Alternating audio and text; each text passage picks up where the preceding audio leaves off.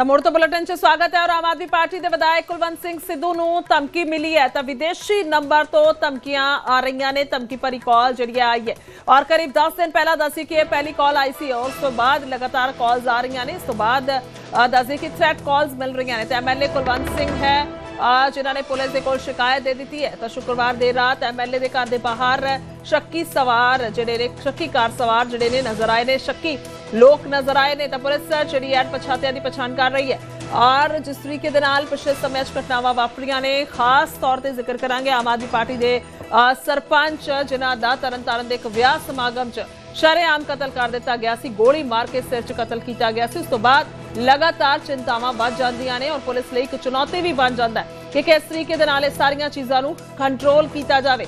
और जो threat call का मामला हुंदा है तो इसनूं लाइटली नहीं लिया जा सकता, हल्के च नहीं लिया जा सकता। पुलिस जिहड़ी है पहला दे नालों होर सुचेत हो जाती है।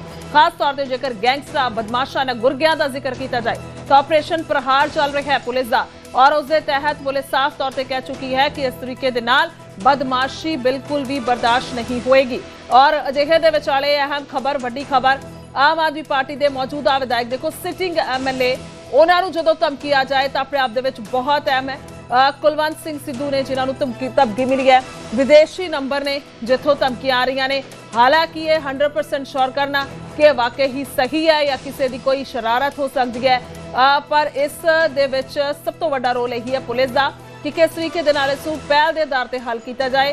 पहल के आधार पर बदमाश फड़े जान जिहड़े कि उत्थे शक्की नजर आए ने, क्योंकि ये भी जानकारी है घर के बाहर शक्की लोग जिहड़े ने वेखे गए ने। करीब 10 दिन पहला जिहड़ी पहली कॉल आउंदी है उस बाद लगातार कॉल्स आ रही ने जो जानकारी मिल रही है। आम आदमी पार्टी दे डरदे ने। मैनू भी एक बाहर बैठा जिहड़ा अतवादी ने मैनू भी धमकी दित्ती सी। मैं तां तुहाडे सामने इत्थे रोज फिरदा। आपां किसे तों ना डरे ते ना डरना। ते तुहानूं किहਨਾਂ ਤੋਂ ਕੋਲ ਆਈ ਸੀ ਜੀ? ਉਹ ਆਪਣੇ ਕੋਈ ਬਾਹਰ ਗੁੱਤ ਜੀ ਕਰਕੇ ਰੱਖਦਾ। ਹਾਂ ਪੰਨੂ? ਹਾਂ ਪੰਨੂ। ਅੱਛਾ ਜੀ, ਤੇ ਕੀ ਕਿਹਾ ਜੀ ਉਹਨਾਂ ਨੇ ਫੋਨ ਕਰਕੇ? ਉਹ ਕਹਿੰਦੇ ਵੀ ਤੈਨੂੰ ਦੇਖਾਂਗੇ। ਮੈਂ ਕਿਹਾ ਜਿੱਥੇ ਤੇਰਾ ਜੀ ਕਰੇ ਆ ਜਾਊ ਭਾਈ, ਜੇ ਇੱਥੇ ਨਾ ਆਇਆ ਜਾਵੇ ਮੇਰਾ ਵੀਜ਼ਾ ਲਵਾ ਦੇ, ਮੈਂ ਬਾਹਰ ਆ ਜਾਣਾ। ਤੇ ਲੱਗਦਾ ਨਹੀਂ ਵਿਦੇਸ਼ ਦੀ ਧਰਤੀ ਤੇ ਬਹਿ ਕੇ ਕੋਈ ਡਰ ਨਹੀਂ ਹੈਗਾ। ਤੇ ਉਹਨਾਂ ਨੂੰ ਉੱਥੇ ਲਿਆ ਕੇ ਕਿਤੇ ਨਾ ਕਿਤੇ ਕੜੀ ਸਜ਼ਾ ਮਿਲੇ ਕਿ ਪੰਜਾਬ ਦਾ ਮਾਹੌਲ ਖਰਾਬ ਕੀਤੀ ਹੋ ਰਿਹਾ ਹੈ। ਜ਼ਰੂਰ ਕਿਤੇ ਨਾ ਕਿਤੇ ਇੱਥੇ ਆ ਜਾਣ ਕਿਉਂਕਿ ਬੱਕਰੇ ਦੀ ਮਾਂ ਕਦ ਤੱਕ ਖੈਰ ਮਨਾਓ। ਤੇ ਤੁਹਾਡੀ ਵੀ ਸਿਕਿਉਰਿਟੀ ਵਧਾਈ ਗਈ ਜੀ? ਨਾ ਸਿਕਿਉਰਿਟੀ ਆ, ਮੇਰੇ ਸਾਥੀ ਖੜੇ ਸਿਕਿਉਰਿਟੀ ਹੈ। ਠੀਕ ਹੈ ਜੀ, ਜਾਣ ਦੇਣ ਵਾਲੇ ਸਾਥੀ ਹੁੰਦੇ ਮੇਰੇ ਨਾਲ। तो ये तो बयान भी सुनवाया है एमएलए का और रजिंदर मेरे सहयोगी फोन लाइन ते ने। रजिंदर की कुछ जानकारी हो रहा है, धमकी की जानकारी खुद एमएलए के वालों दी गई है, पुलिस ने हुण तक की कुछ कार्रवाई की है? देखो बिल्कुल इस तो पहला भी जिहड़े आम आदमी पार्टी के विधायक ने अशोक प्राशर पप्पी उन्होंने भी जिहड़ी थ्रैट्स का जिक्र किया गया और इस मामले के दौरान जिहड़ा उन्हां दी सुरक्षा व्यवस्था दे विच वाधा किया गया। हालांकि हुण आतमनगर तो विधायक ने कुलवंत सिंह सिद्धू आम आदमी पार्टी के ने और इन्हां दे वल्लों भी जिहड़ा जिक्र किया गया कि इन्हां नूं भी जिहड़ी गुरपतवंत सिंह पन्नू दे वल्लों जिहड़ी एक धमकी भरी कॉल दी गई है और जिस तो बाद इन्होंने ये जिक्र किया कि वो डरन वाले नहीं है, बाबा दीप सिंह के सिपाही ने। पर दूसरे पासे हुण पुलिस वल्लों अगे इन्हां दी सुरक्षा व्यवस्था वधाई जाती है या किस तरीके की कार्रवाई रहिंदी है, क्योंकि इन्होंने सीधे तौर पर इनकार कर दिता कि मेरे सिपाही मेरे साथी ने और मैनू कोई सुरक्षा की जरूरत नहीं है। पर हुण पुलिस किस तरीके के नाल अगे इन्हां दी सुरक्षा व्यवस्था दे विच वाधा करदी आउण वाला समा दसेगा। लेकिन धमकी भरी कॉल का जरूर जिक्र किया जा रहा है कि गुरबंत सिंह पन्नू के वल्लों जिहड़ी है धमकी भरी कॉल जिहड़ी है जरूर आई है जी। ठीक है, शुक्रिया रजिंदर तमाम जानकारी लिए धन्यवाद है। तो कुल मिला के एमएलए दे वल्लों यह कहा गया है कि वो डरन वाले नहीं हैं, पर अपने आप दे विच बहुत खास हो जाता है जो इस तरीके दे नाल धमकी आवे और चिंताजनक स्थिति जिहड़ी है जरूर बनती है, चुनौती है पुलिस के लिए।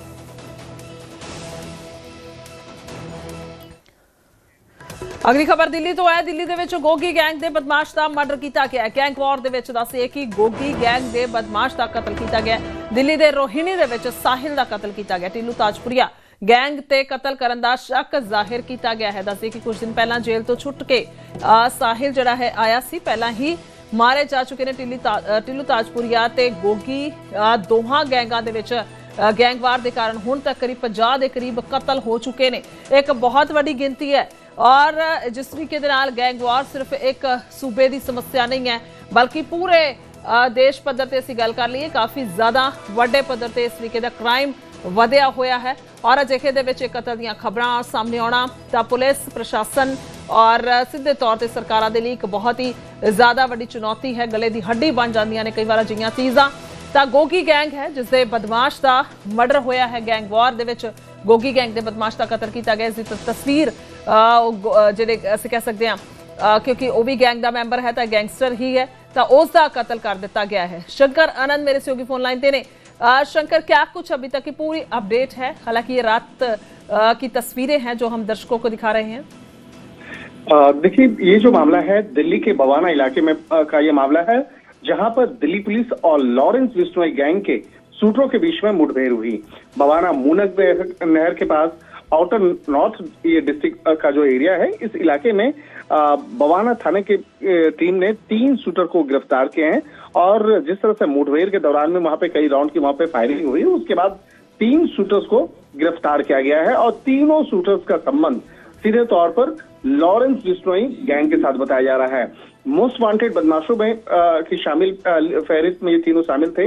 और 3 दिन पहले जिस तरह से बवाना इलाके में एक कारोबारी को दौड़ा कर गोलियां मारी गई थी और उसकी हत्या कर दी गई थी, तो उस हत्याकांड में इन तीनों की भूमिका रही है। और जिस तरह से बवाना इलाके में जो मर्डर का जो मामला था वो काफी एक दर्दनाक रहा था। और इसकी जिम्मेवारी सोशल मीडिया पोस्ट डाल करके लॉरेंस बिश्नोई गैंग के रणदीप मलिक और अनिल पंडित ने ली थी। और उसके बाद से ही दिल्ली पुलिस की टीम इन साथी अपराधियों को ढूंढने का काम कर रही थी।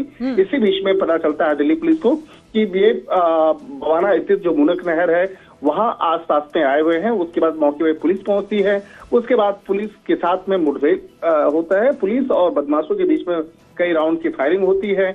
और जिस तरह से देखा जाए तो उसके बाद एक बदमाश जो है कुछ बदमाश जो है घायल भी होते हैं, जिन्हें पास के अस्पताल में भर्ती कराया जाता है। तो फिलहाल उसका इलाज चल रहा है।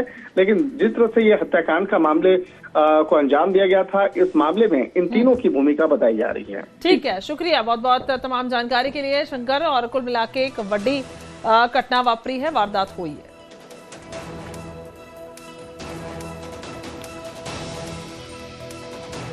फोटो नहीं करवाउणगे। दस दईए कि बीते दिनी राधा स्वामी डेरे दे मुखी गवर्नर की रैली दे विच शामिल होए सन बाबा गुरिंदर ढिल्लों। राधा स्वामी डेरे दे सुरक्षा कर्मचारी भी गवर्नर दे नाल मौजूद सन, जिस तो बाद चर्चा उठी, जिस तो बाद मुलाकातां जिहड़ियां बिक्रम मजीठिया दे नाल हुंदियां ने।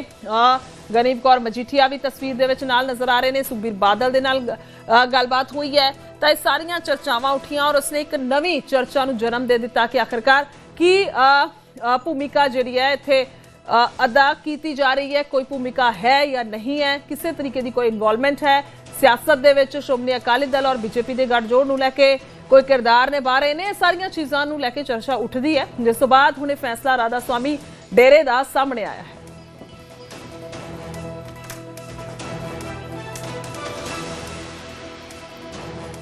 उधर अंबाला दे विच नीतिका मौत मामले दे नाल जुड़ी वड्डी खबर है। नीतिका नूं कुचलण वाले पुलिसकर्मी नूं जमानत मिल गई है। पुलिसकर्मी की जमानत दस कि कैबिनेट मंत्री अनिल विज सख्त नजर आए ने और एसपी नूं फोन करके कैबिनेट मंत्री अनिल विज ने दस कि झाड़ पाई है।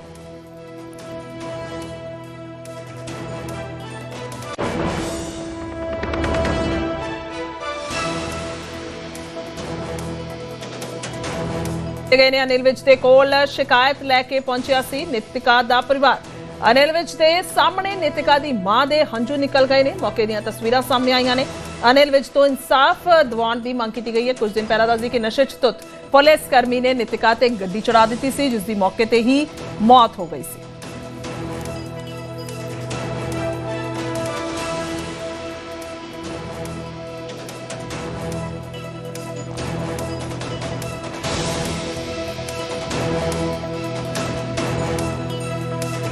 नहीं 72 घंटे साहब ये ध्यान नहीं होता।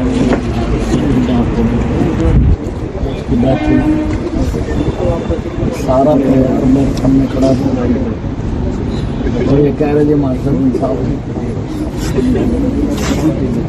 कारो गाड़ी चलाएगी, ज्यादा से ज्यादा हम ब्लड नहीं 72 घंटे हाँ जी साहब ये ध्यान नहीं होता।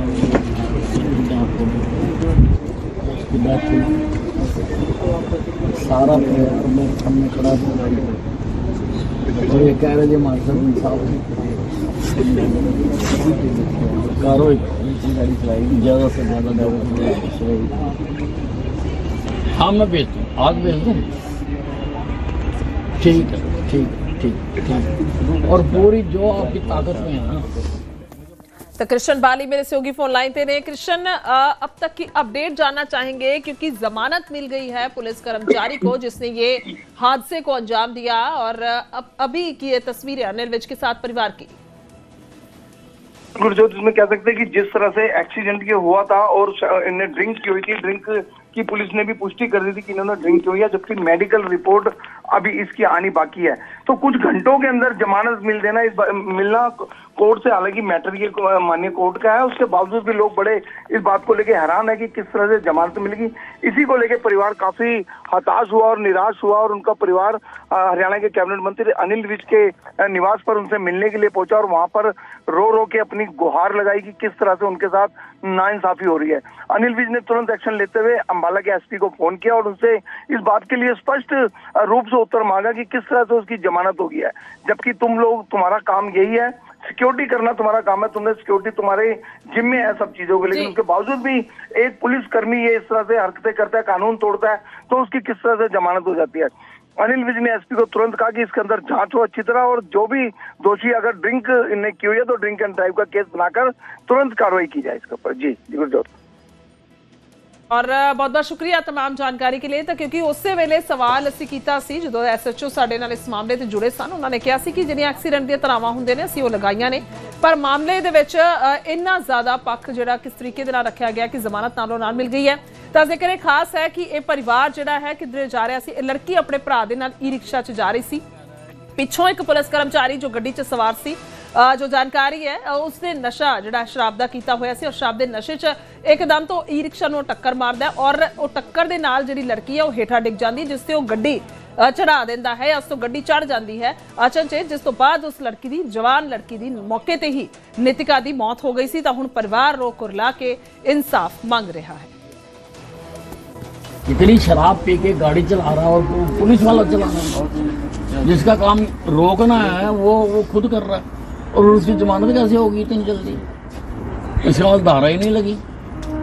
जब ये एसएचओ कह रहा है कि भाई उसने शराब पी रखी है, उसकी रिपोर्ट में भी आ गया, सब कुछ हो गया, तो फिर करवाओ ना ही, उसका दोबारा करवाओ। ਅੱਗੇ ਵਧਾਂਗੇ ਤਾਂ ਅੰਮ੍ਰਿਤਸਰ ਦੇ ਵਿੱਚ ਕੱਲ ਵੈਲੈਂਟਾਈਨਸ ਡੇ ਸੀ, ਤਾਂ ਵੈਲੈਂਟਾਈਨਸ ਡੇ ਤੇ ਘਰੋਂ ਭੱਜੀ ਲਾੜੀ, ਜੀ ਹਾਂ ਸ਼ਗਨ ਦੀ ਰਸਮ ਦੇ ਵਿਚਾਲੇ ਲਾੜੀ ਘਰੋਂ ਭੱਜ ਗਈ, ਔਰ ਇੱਕ ਦਿਨ ਬਾਅਦ ਦੱਸਦੀ ਕਿ ਉਸਦਾ ਵਿਆਹ ਹੋਣਾ ਸੀ। 8 ਮਹੀਨੇ ਪਹਿਲਾਂ ਹੀ ਉਸਦੀ ਮੰਗਣੀ ਹੋਈ ਸੀ। ਲੜਕੇ ਵਾਲਿਆਂ ਨੇ ਲੜਕੀ ਵਾਲਿਆਂ ਤੇ FIR ਦਰਜ ਕਰਵਾ ਦਿੱਤੀ ਹੈ। ਅੰਮ੍ਰਿਤਸਰ ਦਾ ਪਿੰਡ ਖਾਪੜ ਖੇੜੀ ਹੈ ਜਿੱਥੋਂ ਦਾ ਇਹ ਸਾਰਾ ਮਾਮਲਾ ਸਾਹਮਣੇ ਆਇਆ।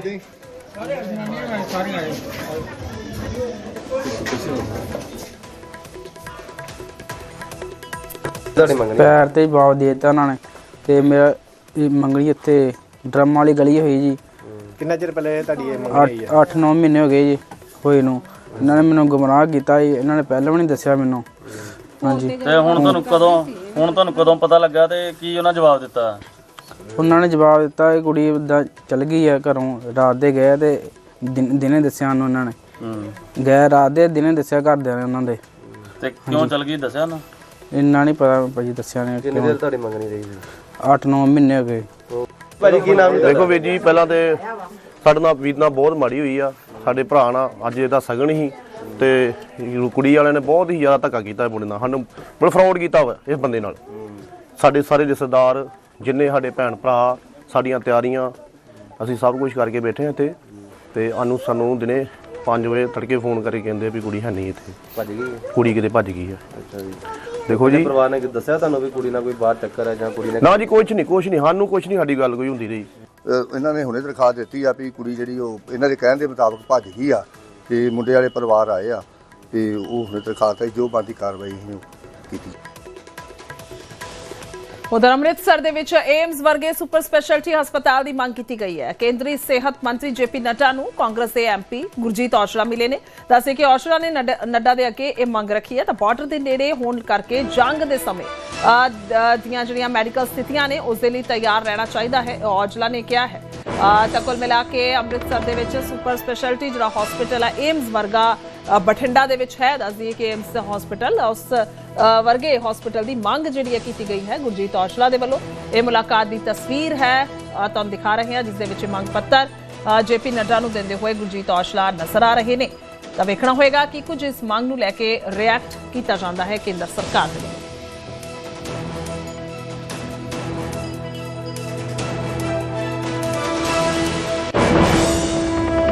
उधर आज धूरी दौरे ते ने सीएम मान ਅਤੇ अरविंद केजरीवाल प्राचीन रंकेश्वर मंदिर है, शिव मंदिर है, जिसके दर्शन किए जाएंगे। आज शिवरात्रि है, महाशिवरात्रि का दिन है और उस दिन के मौके ते मत्था टेकिया जाएगा, नतमस्तक होणगे। धूरी दे विच अरविंद केजरीवाल ਅਤੇ सीएम भगवंत मान। प्राचीन रंकेश्वर ये मंदिर है, शिव मंदिर, जिसके दर्शन किए जाएंगे और तस्वीरां जिहड़ियां ने सुभाविक तौर पर उत्थों सामने आउणगीਆਂ ਜਦੋਂ दर्शन करन लई दोवें ਵੱਡੇ आगू आम आदमी पार्टी दे पहुंचणगे।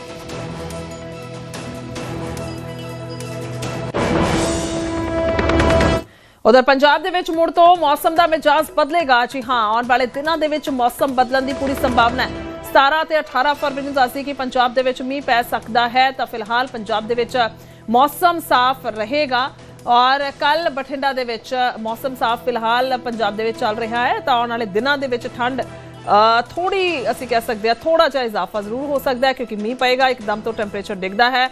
हालांकि हुण दी गल की जाए तो सवेर ते शाम ज़्यादा ठंड रह गई है, दिन वेले तापमान बहुत ज़्यादा वध जाता है। तो उन्ना ठंड का एहसास हुण नहीं है, ठंड पहला नालों बहुत घट गई है। कल की गल की जाए बठिंडा दे विच दस दी कि वध तो वध तापमान 26.5 डिग्री तापमान जिहड़ा दर्ज किया गया सी। तो मौसम की गल की जाए 17 ते 18 फरवरी नूं मींह पै सकदा है, तो मींह पैण की पूरी संभावना जताई जा रही है। तो अजे तो मौसम साफ है पर मींह पै सकता है।